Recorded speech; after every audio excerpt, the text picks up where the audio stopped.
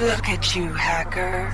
A pathetic creature of meat and bone, panting and sweating as you run through my corridors. How can you challenge a perfect, immortal machine?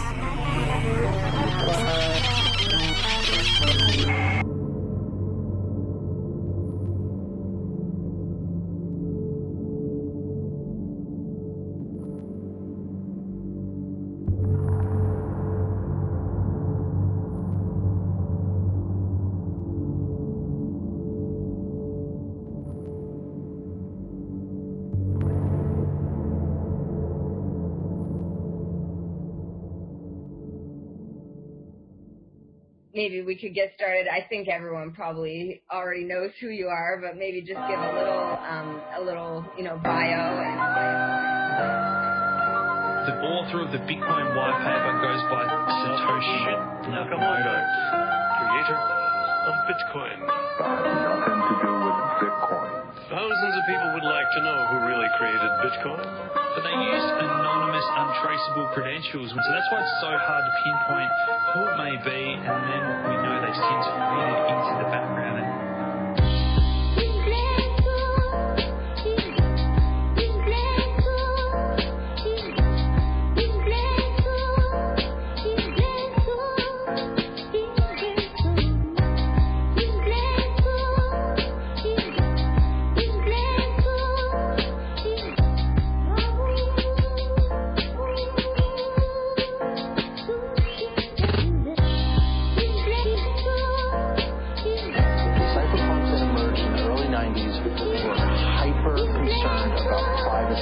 About personal liberty.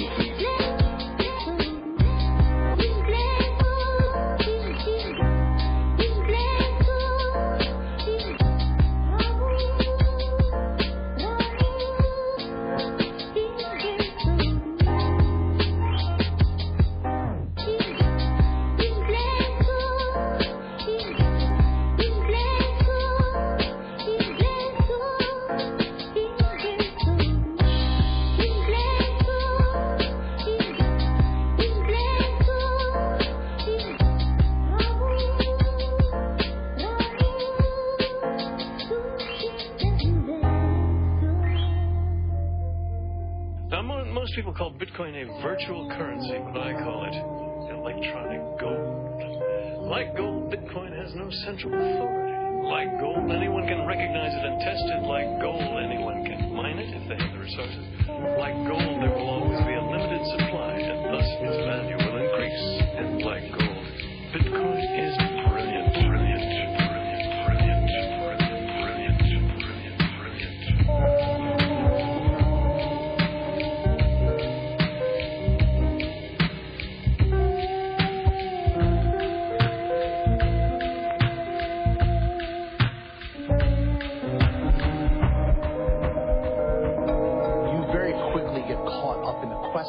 Of who is Satoshi Nakamoto? Where did this come from? Who is this person? I mean, this is the 2000s. Information is out there, everything. Everyone knows everything about everybody. How can there possibly be a person that nobody knows who this guy is?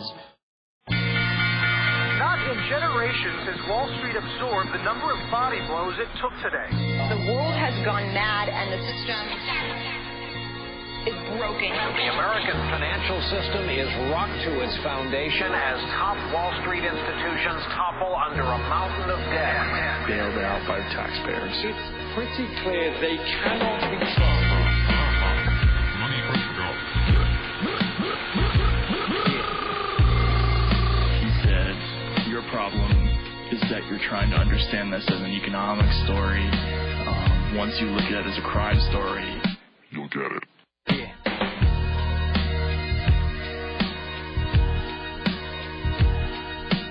The Fed is losing control once again. In just a couple of days, the U.S. Federal Reserve has pumped out $125 billion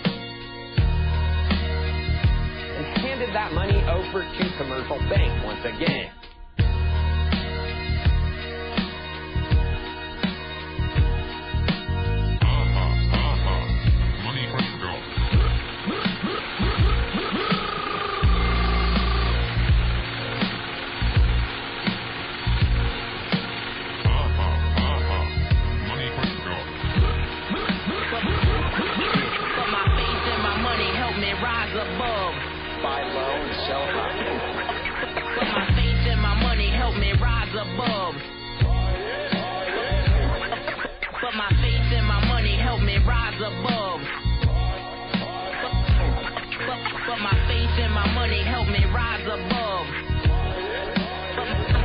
But my faith and my money help me rise above. You can't just keep being a tool of the globalist financial elite. But my faith and my money help me rise above. You are asking for the biggest bailout in the history of this country. Rise above.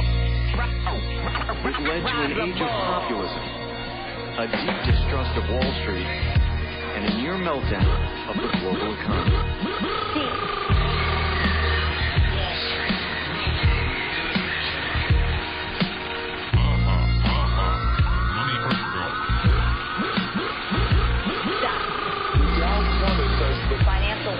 By the biggest bankruptcy in U.S. history.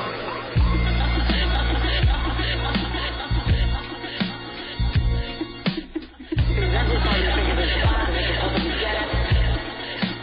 Another disaster is waiting around the corner. Chancellor on brink of second bailout for Thanks. Money markets will dry up around the world by the end of the week. ATMs will stop spitting bills. Federal deposit insurance will collapse. Banks will close. Mobs panic. It's going to be the end of the world, Bill. Oh, there we go. Welcome back. Episode 5 of On-Chained Melody. I've not got anyone joining me this week. I've been a little bit poorly organised. I've had a lot of work on my desk, getting this new update for the sequencer, almost ready for for beta testing. But yeah, lots of interesting stuff sort of coming together in the new version. So I'm sort of looking forward to getting some people into it to have a look. But I'll give you a little tour now. Just load it up here, and you can have a look. So I've built it up now to 16 channels, and there's a 24 channel version coming soon as well. And there's lots of aspects to this that are going to really make it a lot more fun to play with. I don't know exactly where to start. I suppose one thing to kind of look at, obviously my user interface, my front end is not terribly pretty, but it's I'm sort of just making the thing functional for now. But I've got all of these, all of the embedded samples now have a preview button, so you can, while you're actually listening to the track playing, you can be auditioning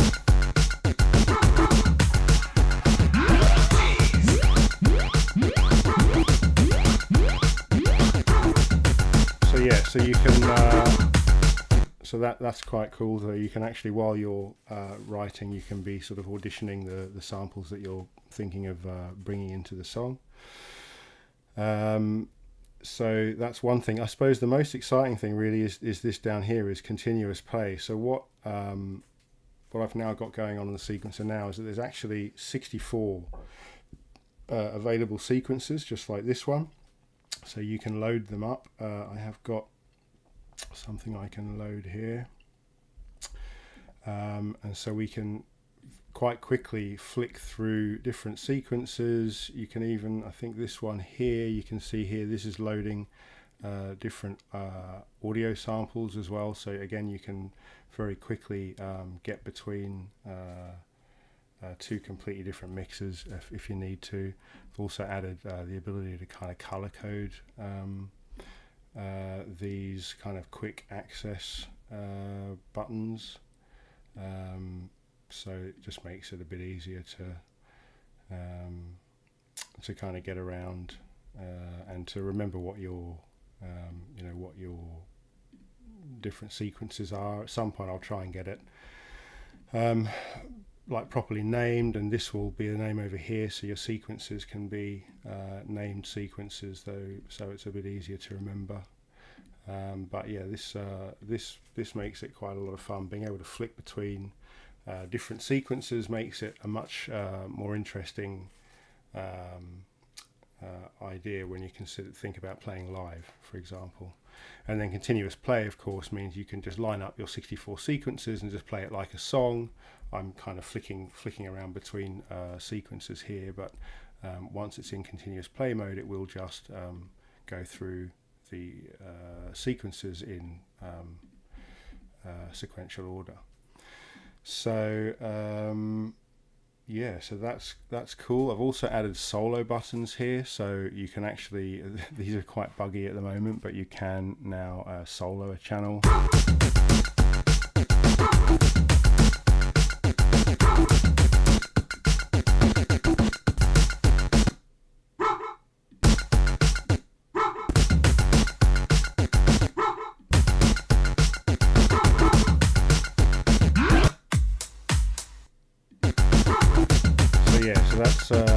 That's kind of cool. I've had a few people requesting mute groups, and that will be something that is definitely on the cards as well, which will be the ability to group up a number of different channels together and then solo them together and then out again. It's quite good for the kind of live aspect of playing Bitcoin beats. So that's kind of most of what's going on in there. There's also what I've got coming, which I think I sort of teased out last week. I haven't got the page open here. I don't know if I've even got. I don't think I can show that right now, but I've got the smart contract set up and tested on the Stacks network for creating the bridged version of the sequencer, which will it actually links to, you can see in here that I've got that kind of setting up here. We've got the ordinal IDs for loading the ordinal on-chain versions, but we've now got this section here, which is where you're going to be able to enter IPFS IDs via for samples that are minted via a Stack smart contract. So it's going to provide a much cheaper way for getting a higher volume of samples to play with. We've got more channels and we've got the ability to flick between different sample packs, if you will, by just flicking between sequences. And so this is just going to really open things up, because it means people can get really creative by having lots more samples available, and then once you've got that killer track written, it's then that's now your opportunity to decide what you're actually going to spend the money on actually inscribing to the blockchain once you've got your preferred mix up. And so the cost to get samples into the Stack smart contract is, I've currently set it at 1 stack, so it's like around 45 cents. So that's a much more reasonable cost than sort of $30, $50, $100 per sample to get things onto the Bitcoin blockchain. So it's a bridge, really. It's a layer 2 bridge that's going to allow much more creativity to happen in a much freer environment, where you still get to reap the benefits of the decentralized Web 2 meets Web 3, I guess, production environment, where you can still work in the sequencer as it looks here, and just hit the save button, and then get those files, those JSON files, saved and sent to anyone anywhere else who can just again load them straight into the same inscribed version of the sequencer. All they need is access to the blockchain. Of course, if we're talking about the layer 2 version, then this is going to be done via the Stack smart contract, and again it's just through a decentralized global network, being the IPFS network, which would be holding the samples in a kind of packaged up and ready to go onto Bitcoin. The UI that I've built for putting the samples into Stacks does actually, it it has a little display which just takes you through the size of the sample you're putting on. It just makes people have a think about, you still want to, even though it's only costing 40 cents per sample to get it into the system here, you still want to consider the size of those files, because if you do get to the point where you've got something you're really excited about and then realize you really haven't done your best on making those samples smaller, then you may have to go back to the drawing board, or just take a bigger hit when you're inscribing the song to the blockchain. So that's going to be really cool. Because of the stack smart contract, it also means that something that I can't do on Bitcoin until we have some indexes kind of picking up ordinals. With the stack smart contract, it means we've got a very centralized hub, so everyone who is inscribing samples, they all sort of end up on this in this library, and so we can have a very easy and nice place to experiment with the UI, where we'll be able to quite easily have drop down menus that say, okay, what you're looking for a drum, what type of drum, depending on how many samples we've got. But that will make things really easy for searching and just pulling things in. And again, as I've shown you, you can audition samples while you're playing. With a little bit of jiggery pokery, you'll probably be able to get some sort of matrices set up, so that you might even be able to use that audition channel in an audition channel. So if you are live, you'll be able to audition stuff without it being part of the broadcast mix. So I might just have a little play here just to show you the operation of the sequencer now, with the continuous play and the ability to flick between sequences. So let's have a listen.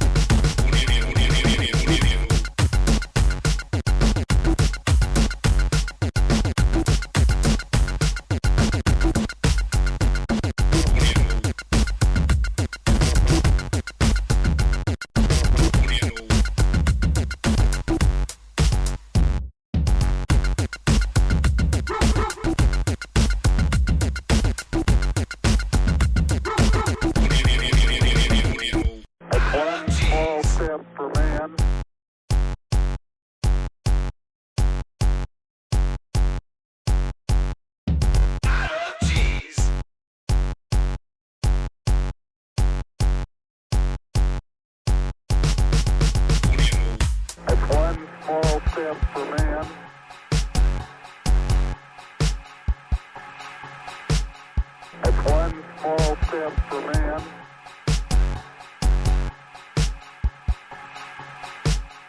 That's one small step for man.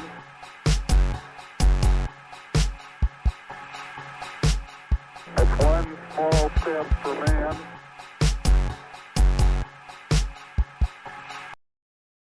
That's one small step for man.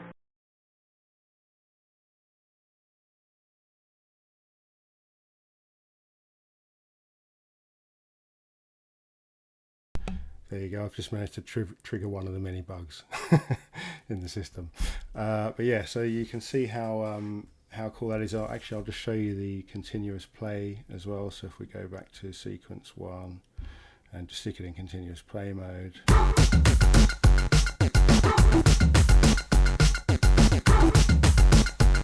Let me just, this bug is bugging me. Let's just reload this and see. We're going to have to refresh the page. Okay, let's try that now. So we'll go to sequence 1 in continuous play. The first two sequences are the same in this.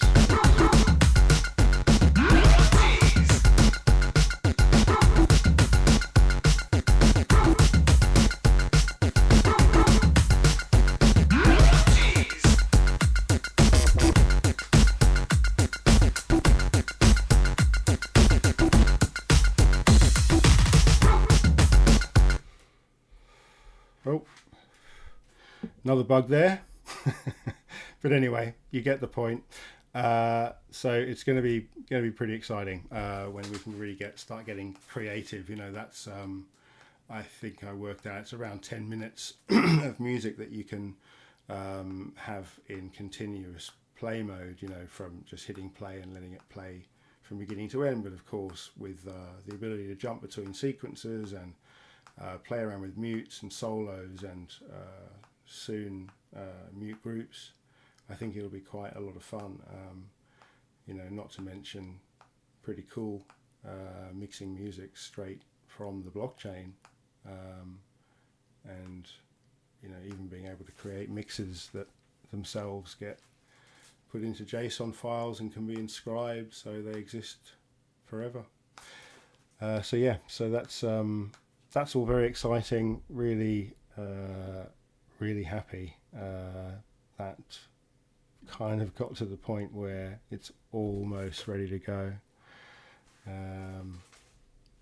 So yeah, just keep an eye on the channel, because I'll be, you know, announcing everything as and when, but I think I'll be hopefully getting that out for beta testing over the next week or so, because I really love some people to be creating on it. I've been asked to go and do a demo of the system at the Bitcoin Unleashed conference in London next month, so it'd be yeah, really cool to have some more content to show people, to show off what it can do. I had some interesting conversations this week. I've got some more interesting conversations to come with publishers, music publishers and record labels, you know, getting the opinions of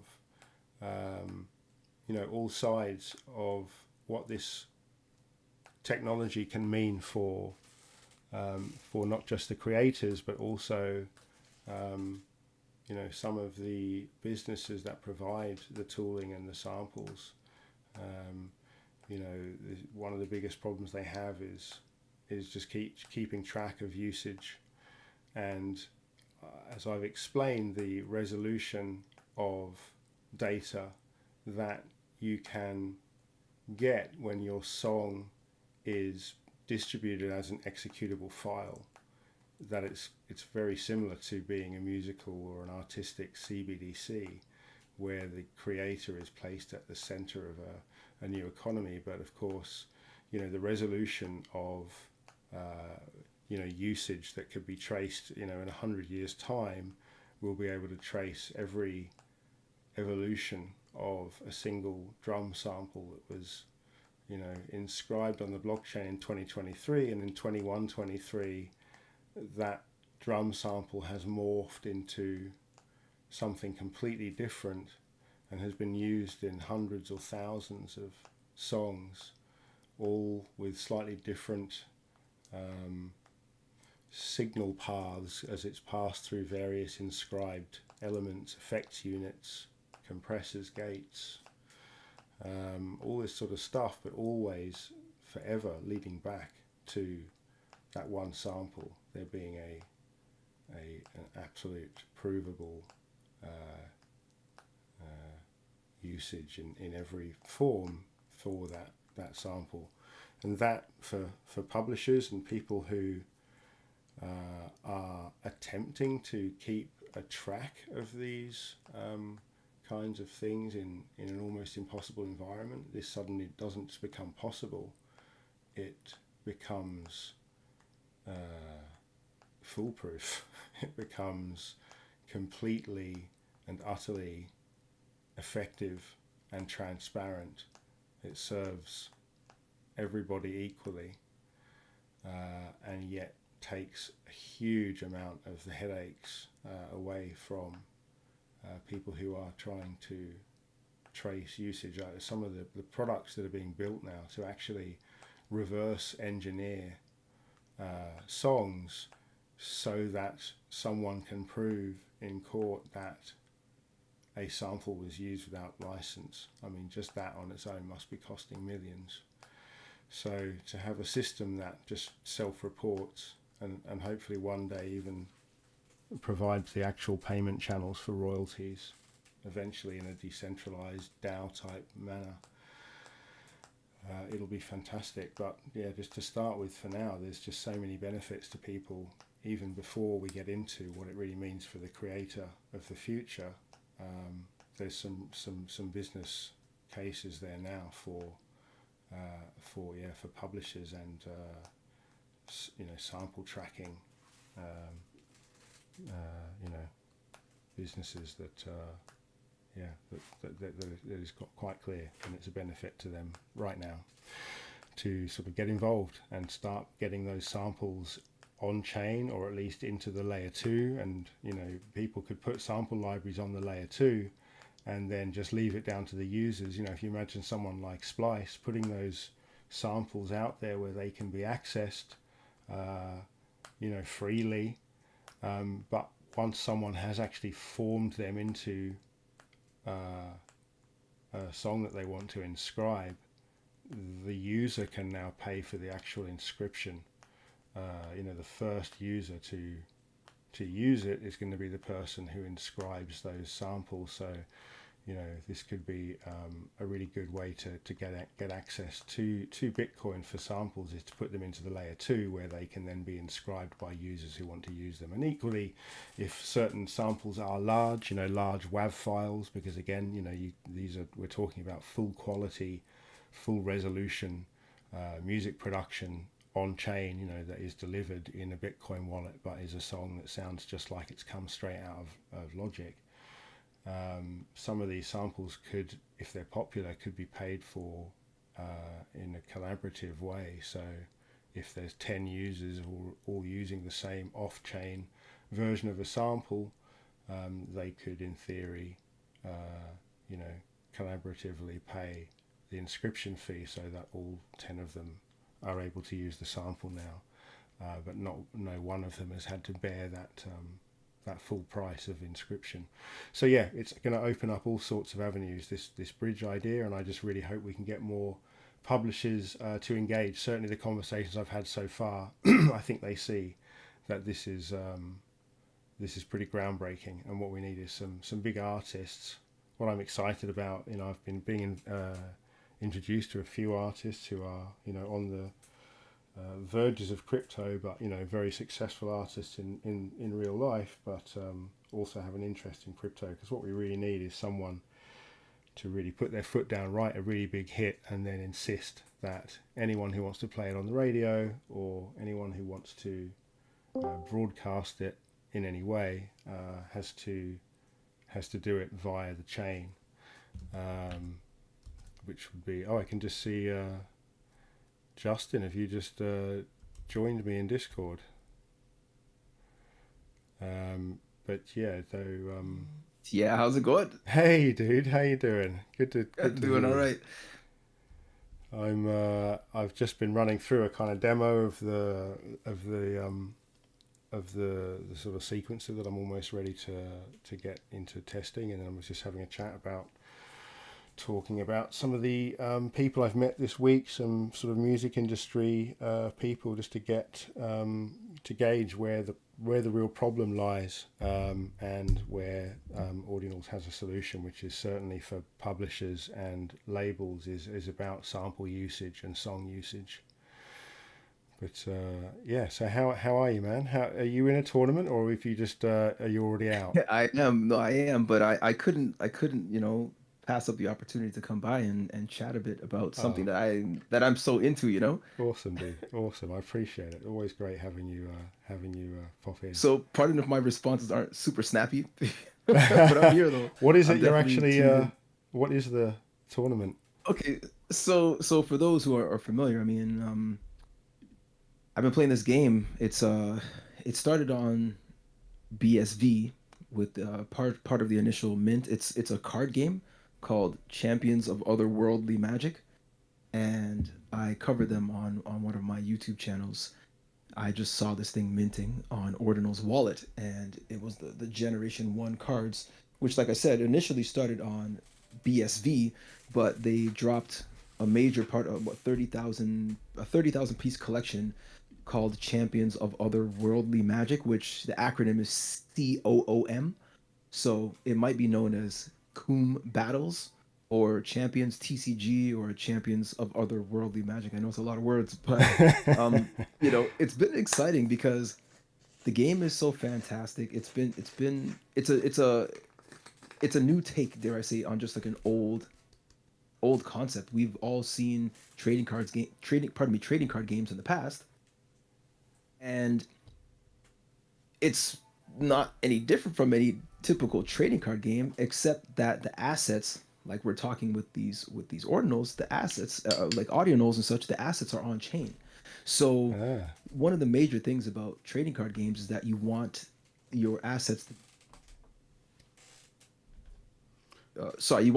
to be verifiable, and provably yours, essentially, for there to be any type of, like you have physical cards and you play a game. If you and I play a card game, and you have a set and I have a set, we can create any set of rules we want because we have the physical cards. It's not like we have to sign into the game and play on their terms. Yeah. So the next evolution of physical trading cards would be on-chain assets. That way, we just we can choose to play the game exactly however we want.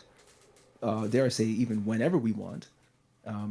Because those assets are ordinals. So as you know, with ordinals, anybody can use ordinals to do whatever they want, right? Yeah, I mean, you can. That's kind of the beauty of kind of what we've been doing here with audio tracks, is putting them in JSON files. Converting them to text, putting them in JSON files because of the amount of metadata, which means you can do anything. An ordinal is just.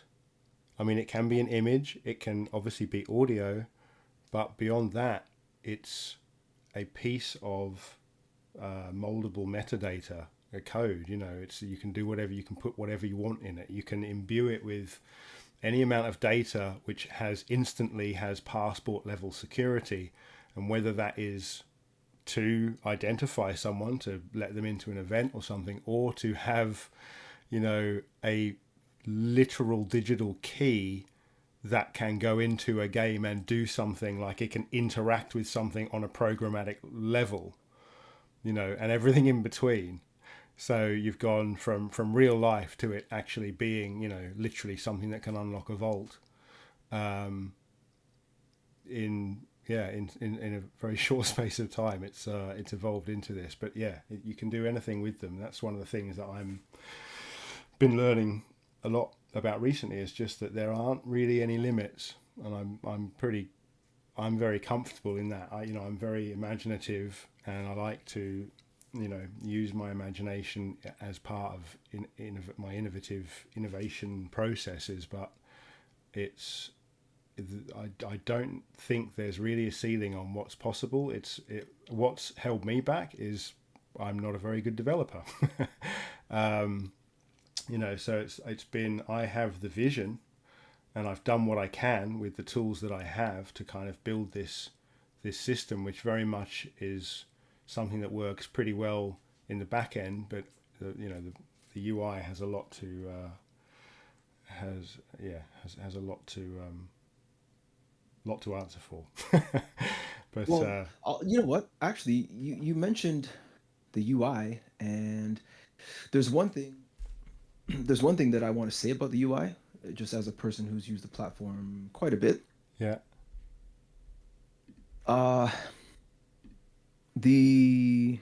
I guess the horizontal scrolling, some of the what's the word I'm looking for? The steps in the step sequencer can get cut off, especially towards the far right.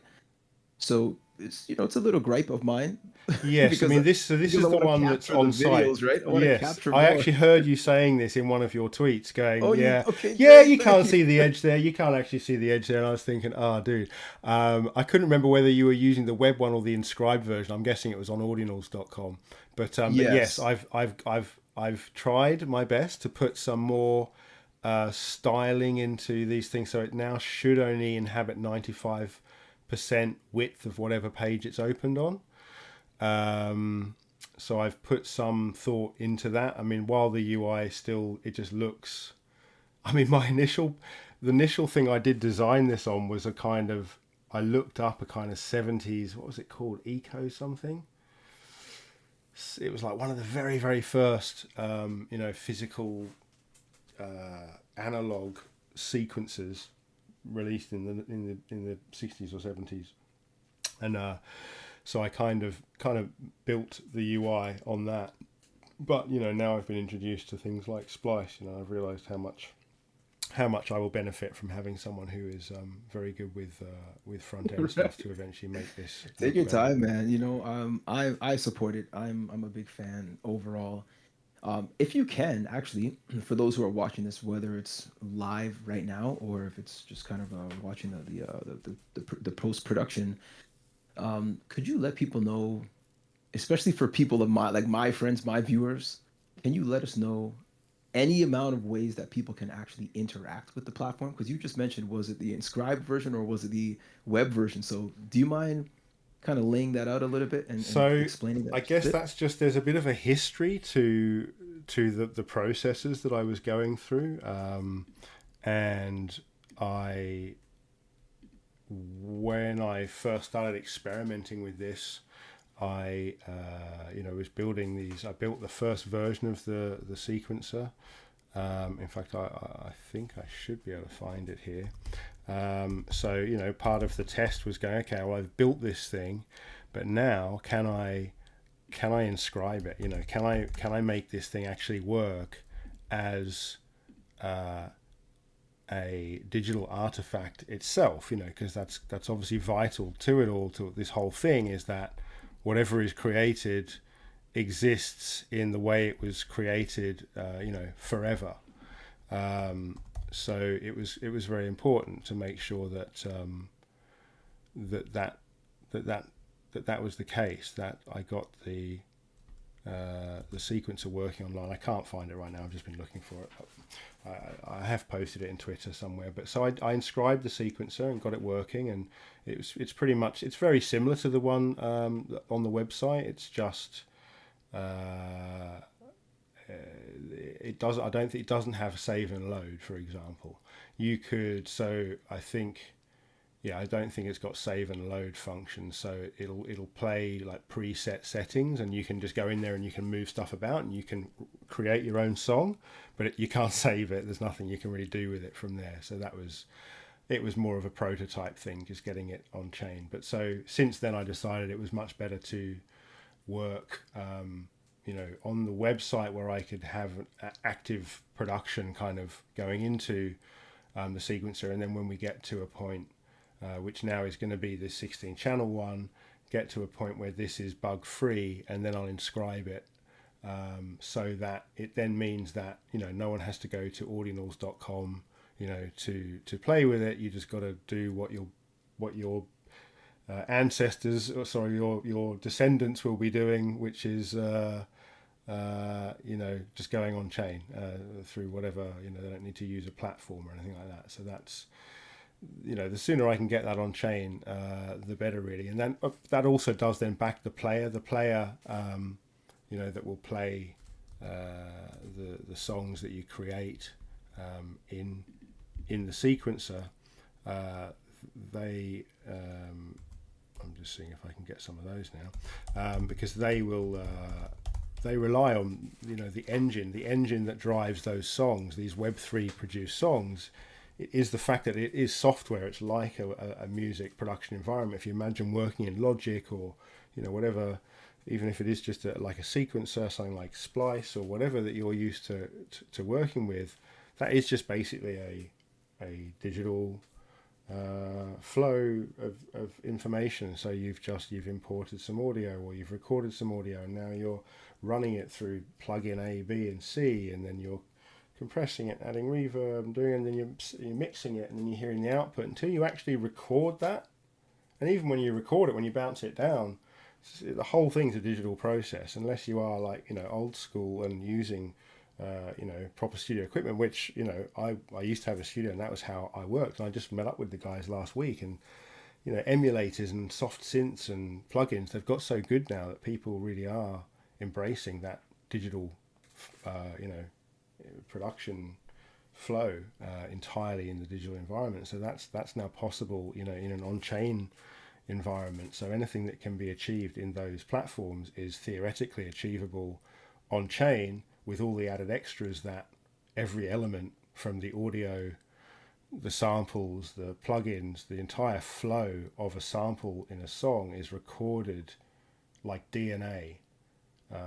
Who created it, what they used it for, what they did to it, and then someone else can then come and go into that song that was made, that's got a flow where it's been put, that kick drum, for example, has gone through several inscribed effects units to achieve a particular sound, and someone doesn't have to go and recreate that or start again. They can just, in inverted commas, resample that existing flow, because it's all in the instructions that's making that song they're listening to. So they can isolate that chain that's already been built by someone else and has been labeled along the way as being built by that person, and then they can now continue the path. They can now put it through some effects units they like, because all of this, it just gets processed before the song's played. There's no end to it. I don't know how many years or how many, probably hundreds or thousands of different effects units you'd have to put these things through before you'd actually have like any sort of decent delay before a song would play. But even then it would still be a few hundredths of a second before the song plays, because it's going through the entire history of this sample through to the current user, and every time it's been pulled out of one song in that form, and then molded in a continuously forward facing signal flow. It's incredible. It's incredible that that's kind of possible, and I think people will see it. And I think certainly from a business perspective, that's a big deal. I've always been thinking about it from the creator's point of view. That's always been my focus, is just make it fair. Myself and every musician I know has just been to varying degrees really stitched up for a lot of money. We have to fight for every bit of it, and it's an uphill battle to fight to get part of what you're owed. Well, hey, look, we've all experienced, at least every musician I know has heard something like get a real job or something along those lines. Yeah. There's not necessarily so much genuine belief in musicians. I mean, I remember the days of DJing, super late nights and after work, and man, yeah, it's tough. I think it's the reason, we kind of get really sentimental, really emotional. At least I do. Sometimes it's like borderline emotional when it comes to ordinals, because it really is something that I didn't know that I needed for my music. I just knew there's something missing. There's an opportunity that was available, that was missing. I just didn't know when or how it was going to come about. So I'm just like very pleased. That's all I can say for now. I'm so pleased that we have a new avenue. And it might, last week you mentioned the idea of feeling at one time that you were early into the Bitcoin and early into blockchain technology, and that was like 10 years ago, and you're still Yeah, kind of still slightly waiting early. for something to really happen in some other ways too. Right? And I never thought I'd experience another moment like that. Bitcoin for me, it hit me like a train in 2011 or whenever it was. I was a tour manager and a music producer. That was my life. I was in the studio or I was on the road, and this thing, I just had my second child had been born. I was kind of thinking I've got to get off the road. I need to be at home more. And then Bitcoin just kind of arrived, and it was just such a massive moment for me. And I would have never said to you until February this year that anything was gonna rock my world like the advent of Bitcoin had, and ordinals actually did it. I mean, I was here through the onset of Ethereum. When Ethereum came out, I was very excited and everything, but it wasn't Bitcoin. It was gimmicky. To start with, I could see the future. My old world of tour managing, I was explaining to bands and going, imagine, we finish playing the gig, the stage manager just ticks on their iPad that we fulfilled our obligations. We were to play for an hour, and as we're walking off stage, they just tick a box, and then that just triggers a load of smart contracts. And by the time we get back on the tour bus, everyone's been paid. Like 2 minutes later, it's like. That it wasn't lost on me, but it still didn't have the same effect as sort of Bitcoin, the fairness that Bitcoin was going to bring to a huge amount of people who really needed it, being the world's unbanked. That was my first big thing with Bitcoin, was just about remittance and Western Union. I was just like, this has to survive, because this means billions of people suddenly, the distant, unachievable dream of participating in the global financial economy suddenly was here. So it became a really, really big thing for me. And then after all these arguments I had with people for years about saying banks, insurance companies, and eventually governments and countries will all get involved in this, and them just saying you've lost your mind. Once we got to that point where it's like, okay, insurance companies, banks, governments and countries have all now embraced this in one way or another. It was like, okay, Bitcoin has succeeded. There was still a problem in that the mining fees were going to run out. What's going to sustain this? And actually ordinals came along and suddenly said, okay, here's not only the answer to the longevity of Bitcoin by providing something beyond pure settlement.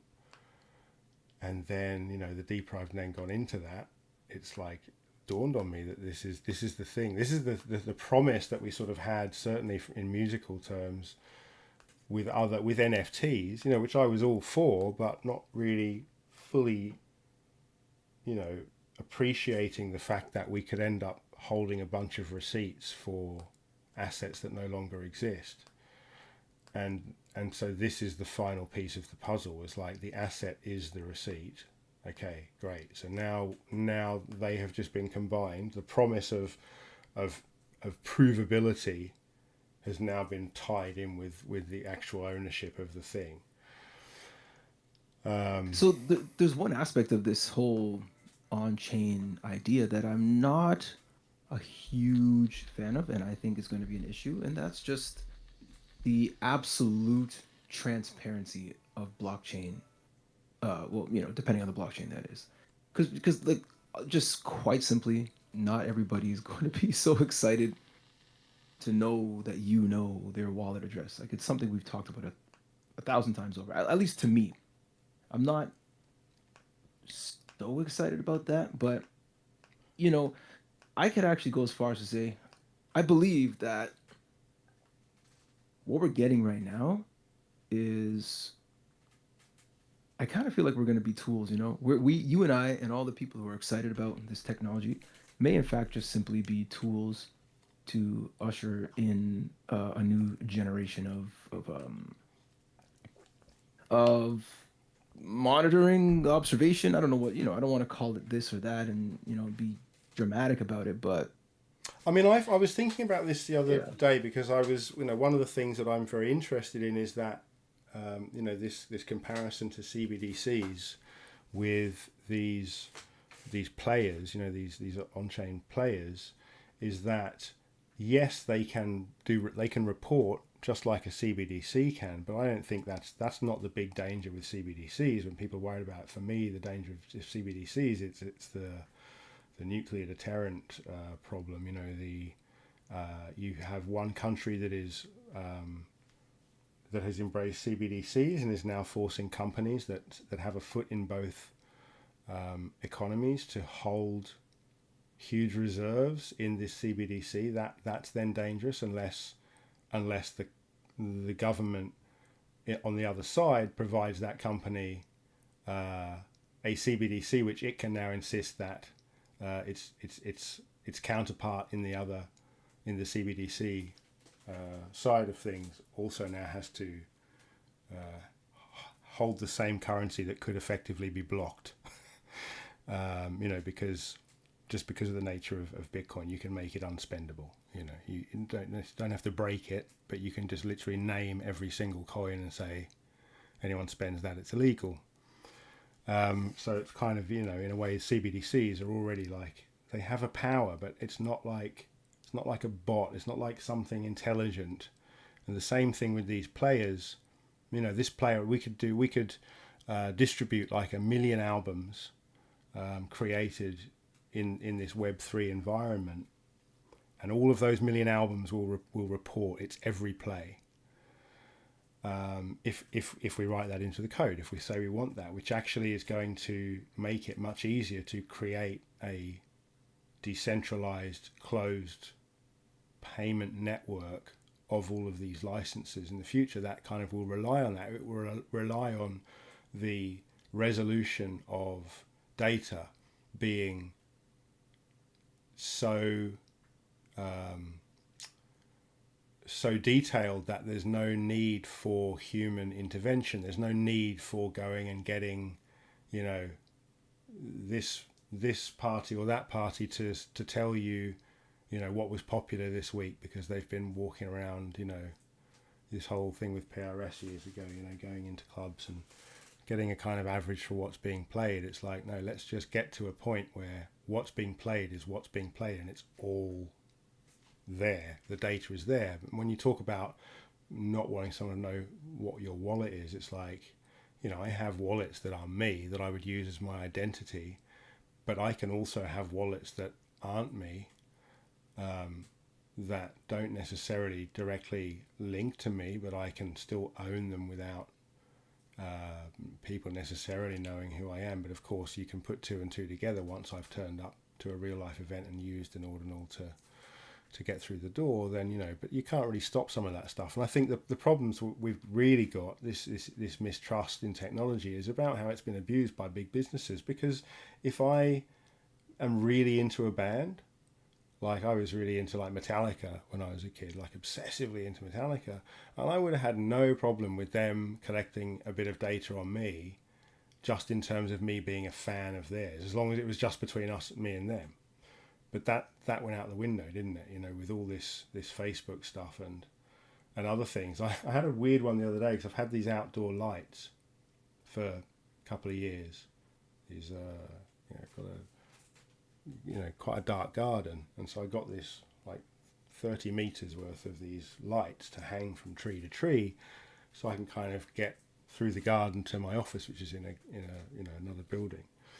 And I unplugged them last week to do something. I didn't plug them in for a week. I just didn't get around to it. It's a long extension cable. And so for the last week, I've been going through the garden using my torch. And then I got a message 2 days ago from Amazon saying, I think you need to buy it. Are you in the market for some more lights? garden. You're lights. just like, hello, what? Yeah, Sorry? and it's just like, who's watching wow. what? I was like, because actually that's quite simple, isn't it? It's quite simple. It's just that even just me putting my torch on.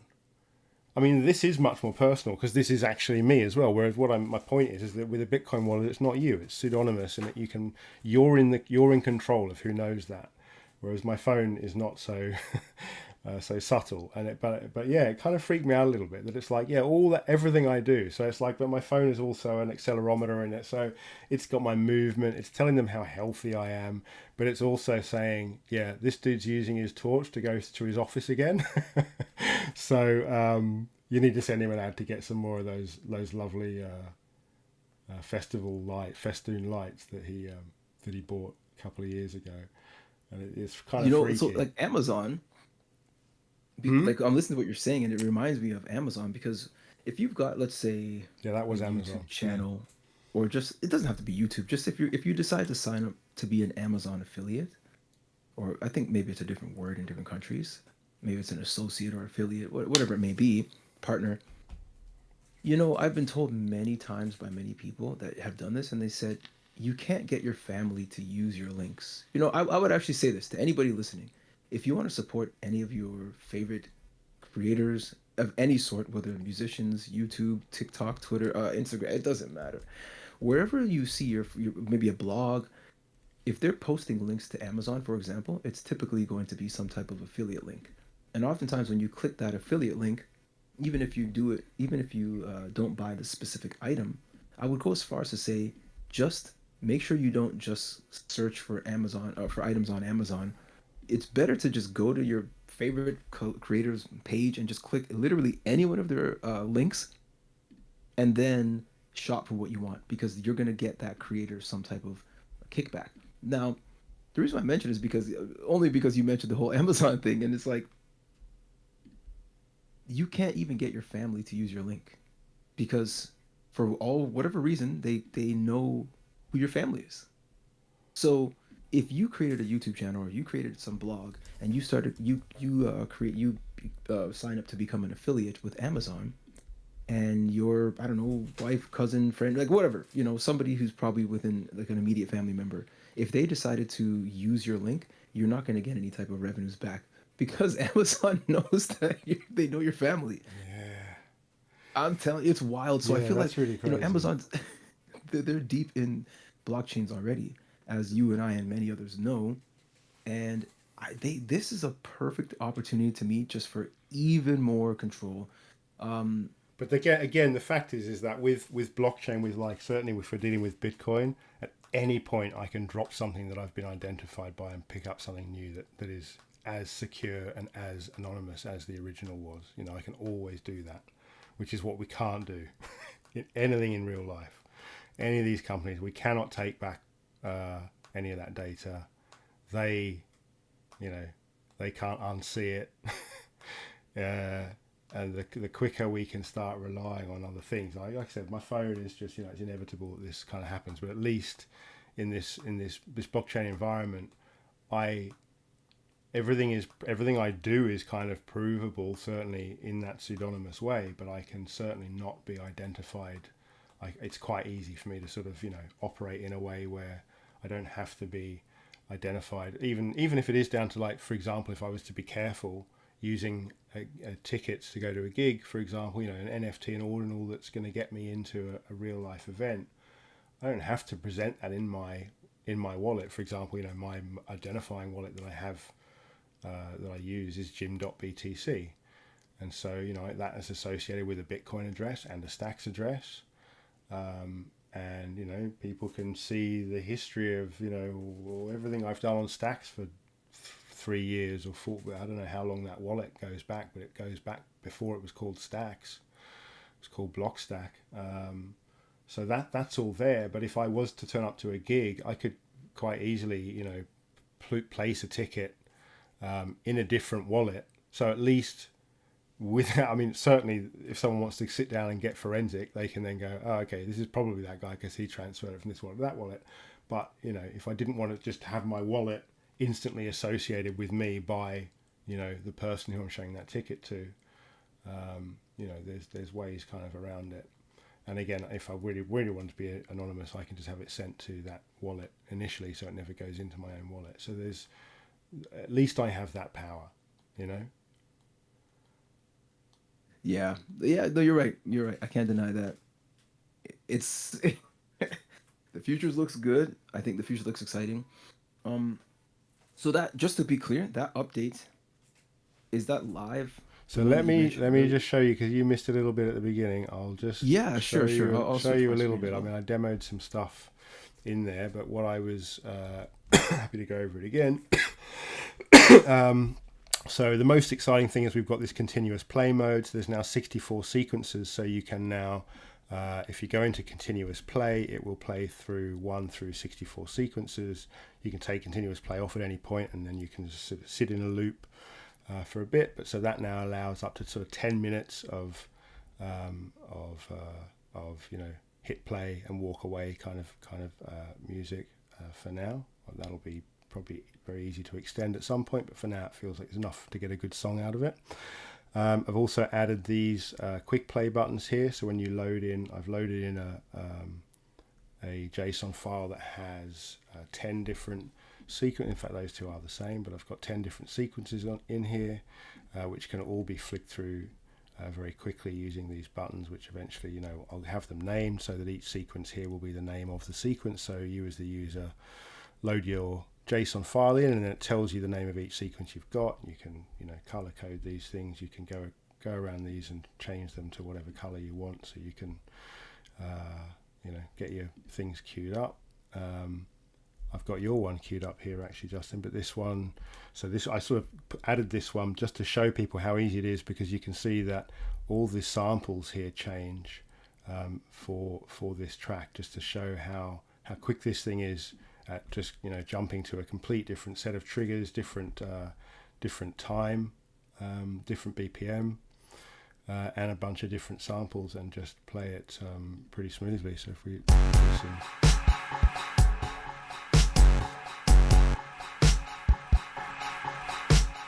That's one small step for man. I forgot I had that in continuous play mode. I thought I was going to lose it in, but so I've taken continuous play mode out now, so it'll just loop. It's going to loop on this sequence till I change it. But again, changing samples and timing. That's one small step for man.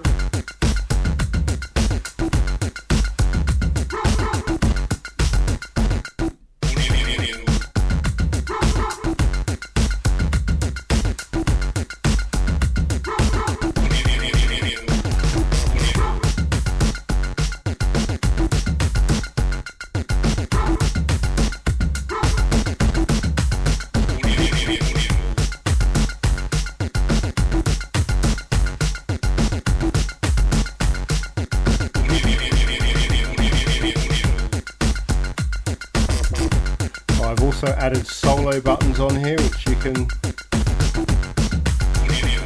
you go back to the screen again? So I've got solo buttons here, so you can. It's a bit buggy. I've already triggered the bug. Yeah, Jim, can you go back to the sequencer just for the stream? Am I not showing the sequencer? Oh no, maybe you are. You know what I'm saying? I am on the stream. Yeah, sorry. You are. No, you are. I just accidentally pressed rewind, so I went back like 20 seconds, like a minute or two, and I was like, "What happened?" Yeah, I see it though. No, it looks great. That's why I was asking you to go back, because it looks.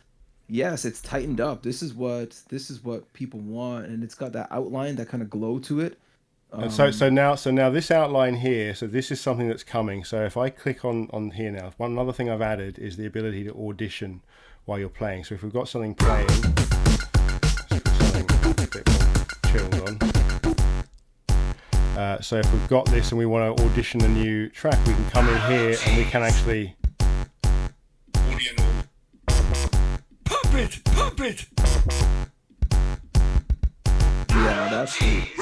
Oh man, these updates are coming just bit by bit. I love it. Yeah, so that just makes it a lot nicer for kind of auditioning stuff. And now this orange outline that's going around each channel is just an early way. Again, I'm not a UI person, but it's just I'm getting the functionality in there.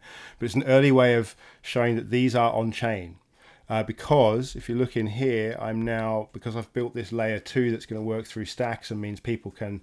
It's like a bridge for getting audio into a decentralized environment with the licensing and all the other metadata attached to them in a file format ready to go to Bitcoin without having to pay the inscription cost. So I'm going to be opening it up. So via the Stacks contract, people will be able to mint an ordinal into the same JSON format and data, but into IPFS. So it's into decentralized storage. It's not forever storage, but it's enough to get all the benefits of working in a decentralized environment. You still be able to send a JSON file to anyone.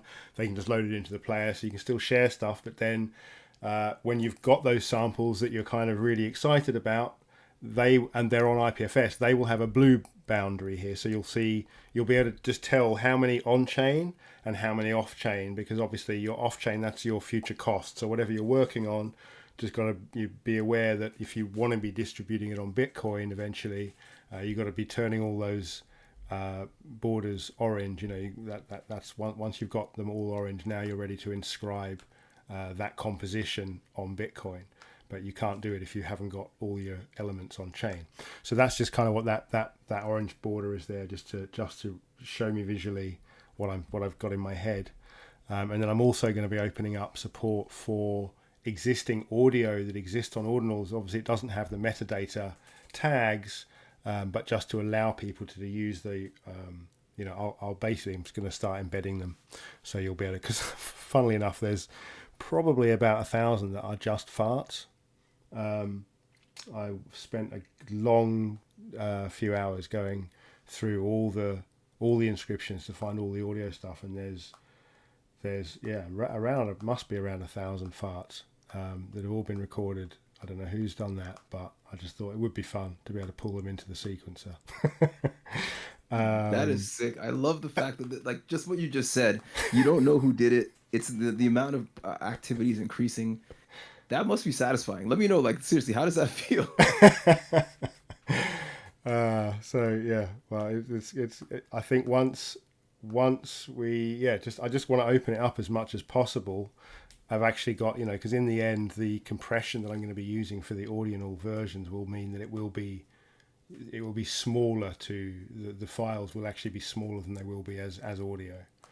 Because I've been working a lot on some compression techniques for, initially people usually think, you store audio in a playable format, so you don't need to have any additional hardware or software to play that. But actually we can, as long as the tools for compressing the audio into a non-playable format are inscriptions themselves, then we don't have to worry about that, because we can crush the audio down as much as we possibly can in a lossless way. So if you're inscribing a WAV, in full resolution, it's going to play at full resolution. But what we're doing on chain is just crunching it down as small as possible. So the process of you inscribing that audio is ultimately a smaller transaction, because you're asking for less space, because you're running it through these inscribed elements effectively to play it. So we crush it right down. You inscribe this tiny unplayable piece of data, which then through the on-chain compression, reverse compression, is just played. When someone hits play, it just plays. For the user, it is audio, but it's actually not. But so, I just want to make sure that all of these elements are in place, so people that have put things on there already can play with it. I told you, I think I had a brief chat with Rare Skrilla after you pointed out that a lot of those tracks I was playing were his, and he's he was very up for coming on a future episode. He said sometime mid October, I think. So it'd be really cool to have this kind of more up and running, because he's exactly the sort of person who I'd love to get in there. I know one of the things that's been holding everyone back is, just writing these songs like that me and Color did was a lot of kind of programming, because ultimately the sequencer itself would only play 64 steps, and so I had to kind of use man-made kind of JSONs that I'd gone and added all these different arrays to. Sometimes I'm sitting there like calculating things, 64 times 64 times 64 times 64 plus 11, that's where I want to put that mute. It was stuff like that. Whereas now, now it's here, and you just hit play, and it does it all for you. When you save it, it does all those calculations, so you don't have to worry about that stuff. You just get your sequence. One thing I'm going to add eventually is, well, soon, will be a copy paste kind of function, so you can copy paste the channel settings, or you can copy paste an entire sequence and put it to the next sequence. So if you did want to just have a continuous play thing set up, you can basically just find it a lot easier to set up by just cloning sequence to sequence and then putting small changes in. But yeah, I think the main thing is just getting more audio in there. So once we've got this layer 2 version, I think people can really start playing. And I just wanted to, just from the start, make sure that it was very clear whether you were using on-chain or off-chain elements, just so you know that if you're working with off-chain elements and planning to distribute on Bitcoin, that you're constantly made aware of the cost of what you're working with, of the tools. But then, of course, as I was saying earlier in the stream, that for a publisher who's putting a library on, who wants to get a library on Bitcoin but is not sure about the cost, the beauty of the layer 2 is that they could, for a cost of 40 cents or something per sample, rather than $30 or $50, just put all the samples into the layer 2 and then have the users inscribe them. So the users they're still licensed to the sample owner, but the users are all using them, and then a user gets to a point where it's like, okay, they've written a killer song, 90% of the elements they've used are already on chain, but they've used 3 of these off-chain samples, and they really want it, and so they pay the $100, and now those 3 samples have been inscribed. It wasn't at the cost of the publisher, or the sample owner, but now those samples are now on chain and hopefully working for them, and equally people could share the cost if there was a big sample and 10 users are using it. And again, through the Stacks chain, there's probably quite an easy way to kind of link that together so that people can just look up how many people are using this sample, and potentially have a button to say, okay, I'm interested in collaborative payment. So, set up a smart contract that says in 1 week, everyone who has sent the money into this contract will, between them, pay to inscribe this sample, so all 10 people can use it in their own 10 songs, without one person having to bear the price, and certainly without it being the sample owner. So yeah, there's plenty to be excited about. The future looking good. I love it. Future's orange. It's true. Like, NFTs are great in a lot of ways. I think there's some things with NFTs that we just won't see with ordinals. One of those would be like price, maybe just how approachable it is for the average person to get into. Because as you said, to inscribe a drum loop, oh my goodness, it's not cheap to put up a 3 second, 4 second, 2 second drum loop. It's quite expensive. I've spent around $1,000 just getting those few early loops up. Probably not that much, probably about 500. But also Longstreet as well. He's inscribed a load of all those melodies that are part of the embedded in there. All of these guys down here. Oh yeah. So looking forward to seeing people get stuck into those, and then hopefully we'll just get little echoes of Longstreet in lots and lots of future productions. Because at the moment there is still only I haven't had an updated list actually of what's been inscribed, because people can inscribe outside of the Ordinals platform. I only get to see what goes through the Ordinals platform. But there's still not a great deal to play with. So I think this bridge, getting people really writing stuff, because what's going to get things inscribed is the finished product. People aren't so happy about spending hundreds of dollars to get samples inscribed that they might write a killer tune with, whereas if they've got hundreds of samples that they're now playing with, and then they write the killer tune using 8 or 16 samples, now it's like, okay, now what's the cost of this? And then I can distribute it in a $1 player, like 10,000 albums.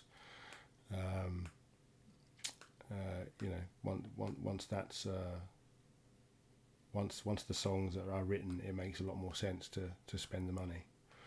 So yeah.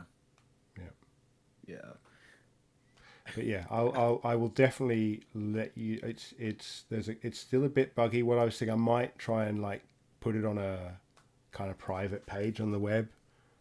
Like this week, there's a couple of things I'd still like to iron out. I had a great day the other day, putting these quick play buttons in, but I just had missed that I'd also broken something quite badly. To do with the save and load function. So at the moment they are not entirely compatible. And there's a little bit of unwinding for me to do in there. So I'm kind of, you save a file and then load it, and all sorts of crazy stuff goes on. It's like they're coming at it from a different angle for some reason. So those two functions. So I've just got to unwind that and get that working again, because what I don't want is to put anything out where people aren't able to save and load what they've worked on without it changing it, because it's a showstopper. So I've got to kind of get that working. But as soon as I've got that working again, I will get a kind of beta version on the website. I've got the smart contract set up. It's a little bit of work for me to do, just getting a basic UI together to get people through the minting process for the stacks contract. But yeah, I think I've made it all pretty user friendly. The hardest thing will be for people who haven't got stacks, I guess. But stacks is bringing in this SBTC, which I think is coming in pretty imminently. Towards the end of this year or the beginning of next year.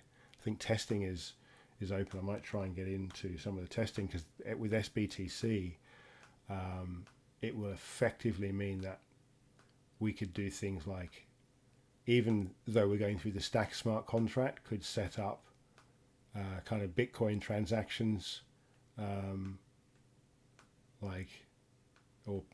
what's it? The partially sponsored Bitcoin transactions.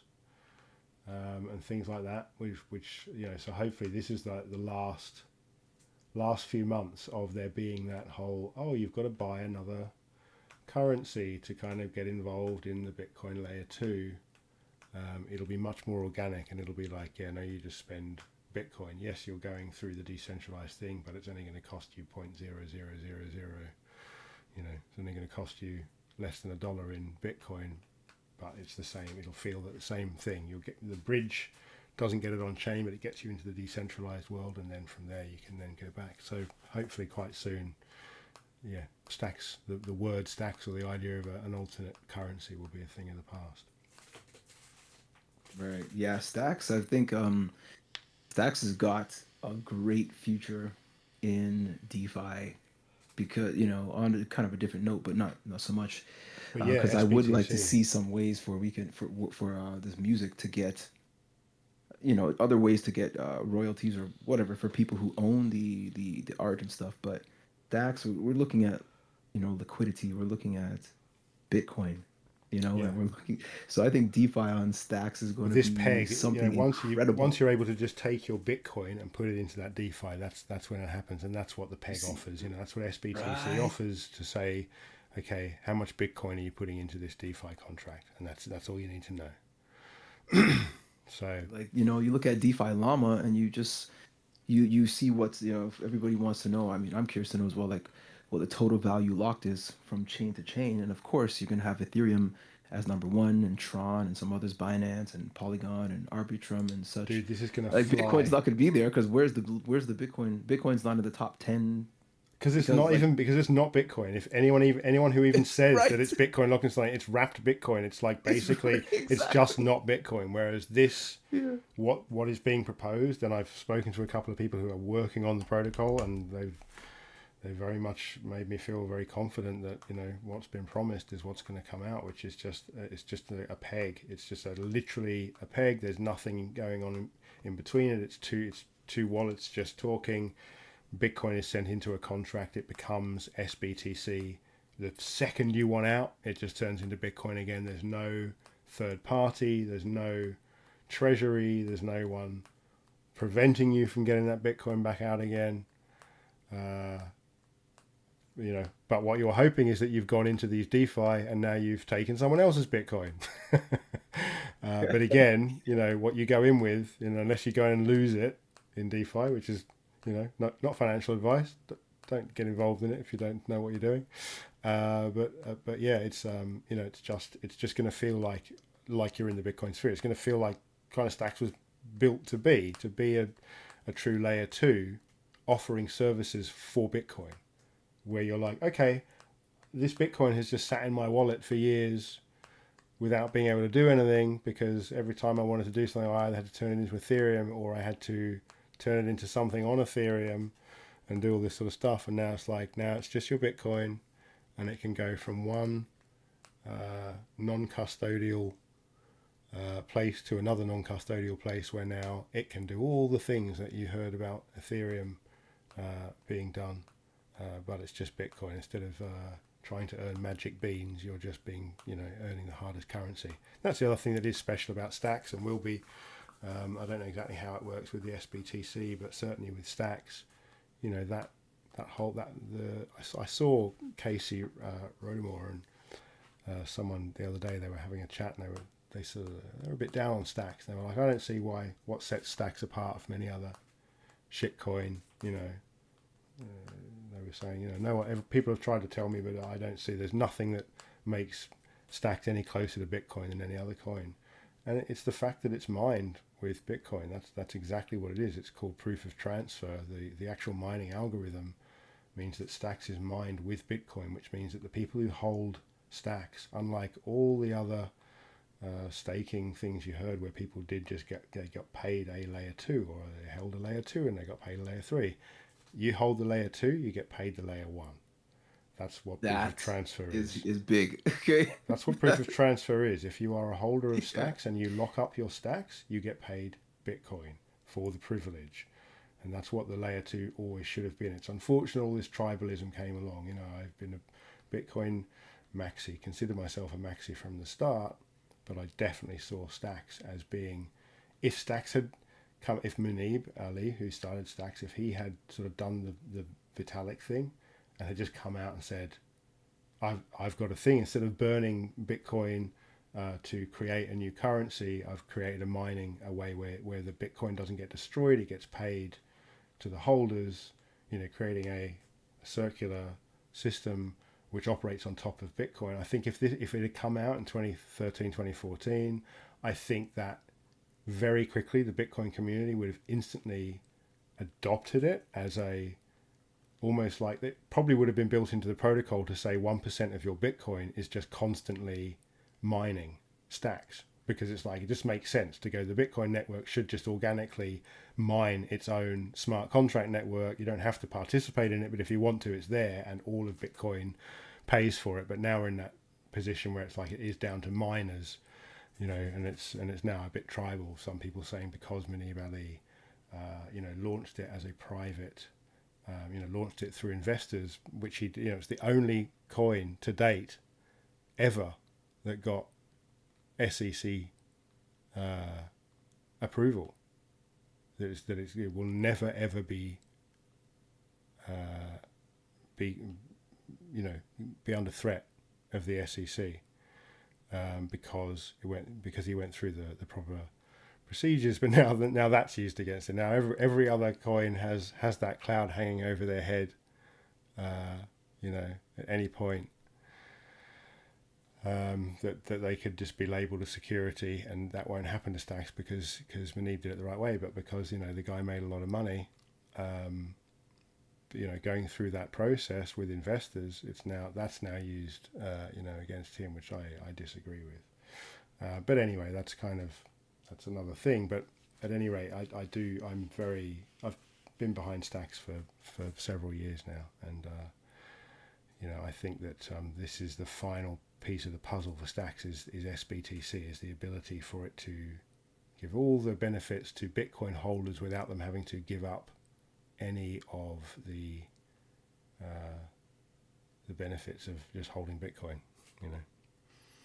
Yeah, that is huge. I think going forward, like I said, this current bull run, I think, to me, what is more bullish? Seriously, not just on ideological level or some type of maximalist level. What is more bullish than Bitcoin ordinals? More of a bullish sign or catalyst for a bull market? than something like ordinals. I just can't personally can't find another catalyst. I totally agree with you, man. I mean, I feel like it is already there this time, and this is why I am just furiously sort of building and trying to get ahead of this thing, because I've been through several, got into this in 2011. I've been through several bull and bear markets and seen that, the best thing you can do before a bull market is get yourself set, because everyone is doing it in the bull market. That's the people who are new, or the people who, had an idea in the last bull market, and then they thought, oh, is it over? They didn't put the time into it. Now is 100% the time to put all of your effort into this. When the market is deflated and down, you get that stuff done, because when they come rushing back, there's just a lot of noise.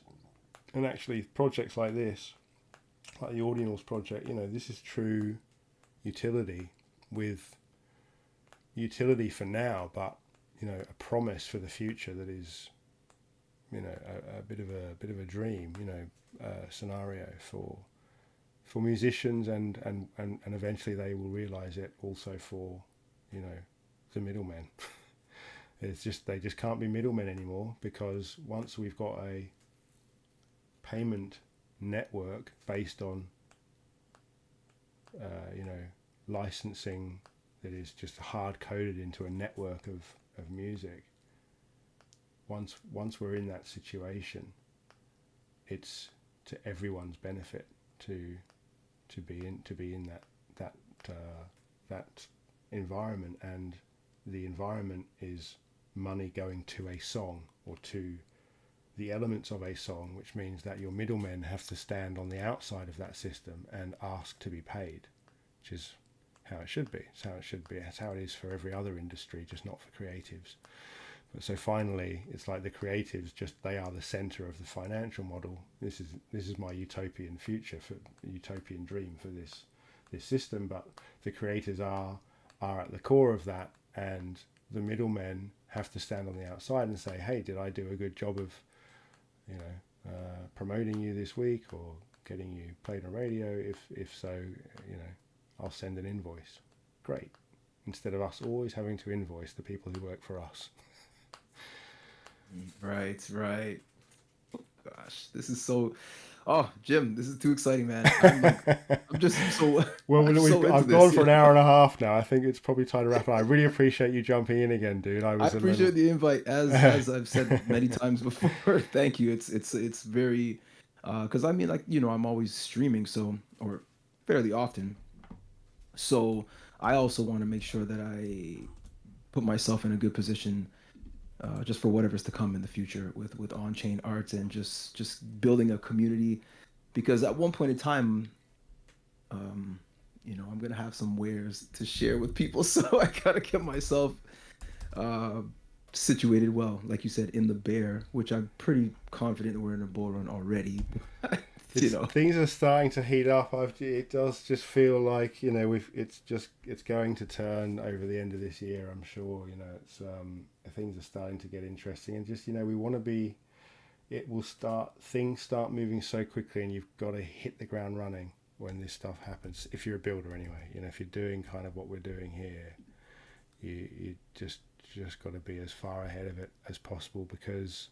As I've seen in the previous bull runs, certainly I've only done one bull run as a builder like this. The previous bull runs I was running ATM machines and stuff to kind of teach myself about Bitcoin. But the last bull run I was in as a builder, I was self-funded, but there were around every corner someone was trying to sort of throw money at various things I was working on, and then you get into the bear and it's not there. So the way to capitalize on that is that when the people are standing there with money in their hands, have the best product you can possibly have for that moment, because it won't last forever. But yeah, it's certainly, you want to just be ready to capitalize on that when exactly flowing. That's it.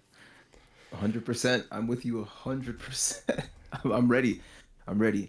You have significantly more experience than I do, and that's also why I stay a student. I just keep doing my best to learn, because I feel like I feel like I'm so behind, you know. It's not like I just joined the crypto space or just started learning about blockchains yesterday, but still I feel like I'm so far behind because I don't have multiple protocols and I don't have, you know, fill in the blank with whatever else, you know. So you've got the instinct though, and it's like I am forever plagued by, you know, imposter syndrome. You know, the more I know, the less confident I become sometimes, you know, with these things, because the more you know, the more you have to, you know, the more of the big picture that you're taking in, you start to be able to appreciate the pros and the cons of what you're working on. That's part of becoming an expert, and so becoming an expert involves being more aware of the potential pitfalls of something. So I think that sometimes, leads me to sometimes feel like I know less, or I worry more about things. But this again is where the ordinals thing and this working in code, I feel like there is no ceiling to this stuff, because I've seen amazing things done with code, and now we have this unified, hardest disk storage, shared hard drive in history that we can all start building stuff on. So yeah, I'm very excited. But yeah. Oh yeah. Always a pleasure, dude.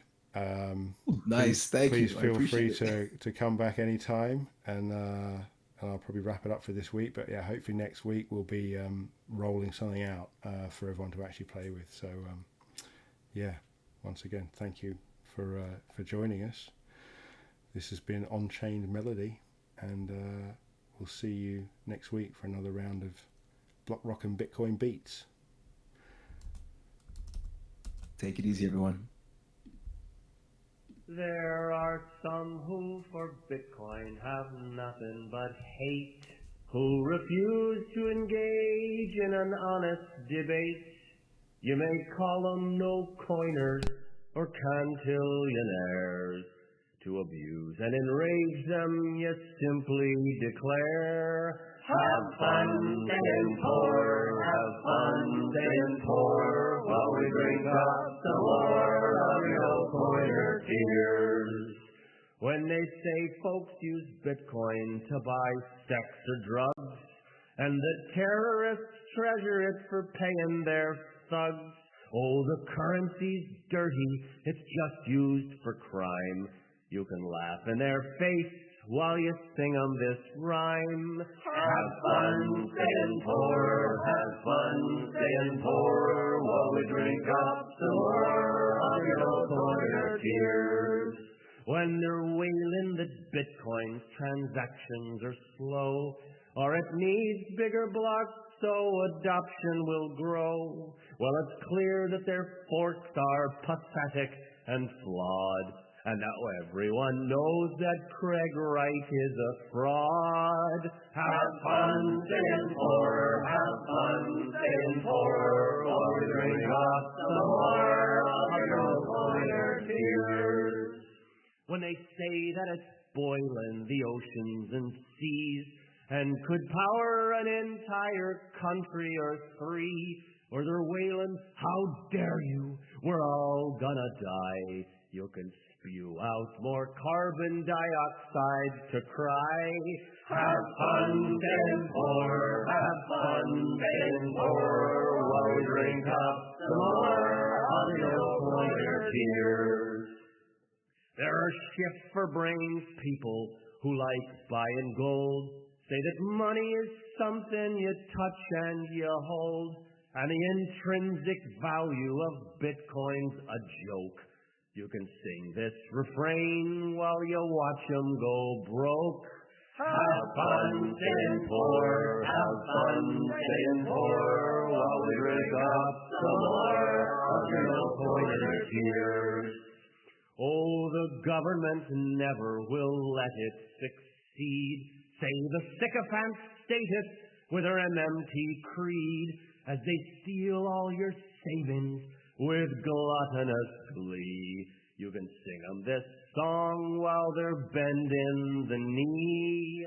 Have fun, staying poor, have fun, staying poor, while we drink up some more of your no-pointers here.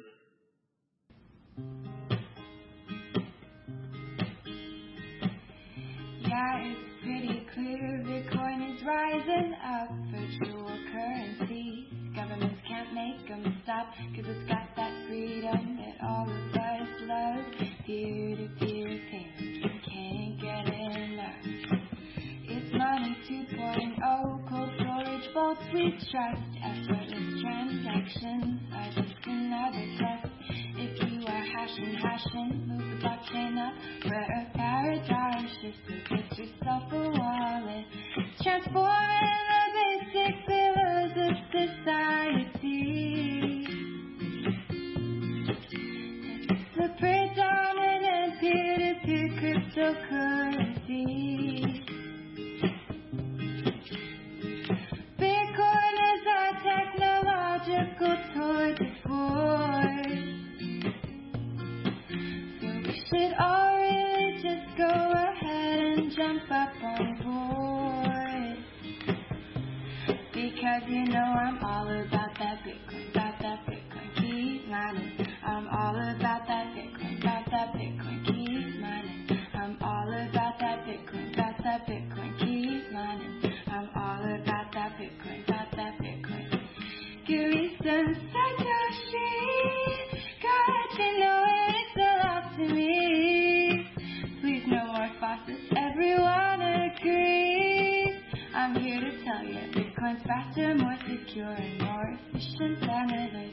My mama used Bitcoin to pay for my college fees. And yesterday I used it to buy myself some coffee.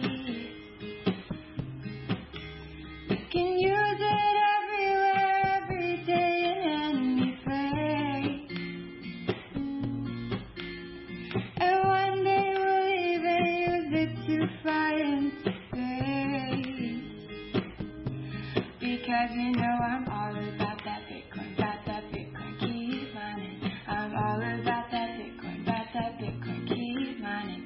I'm all about that Bitcoin, keep mining.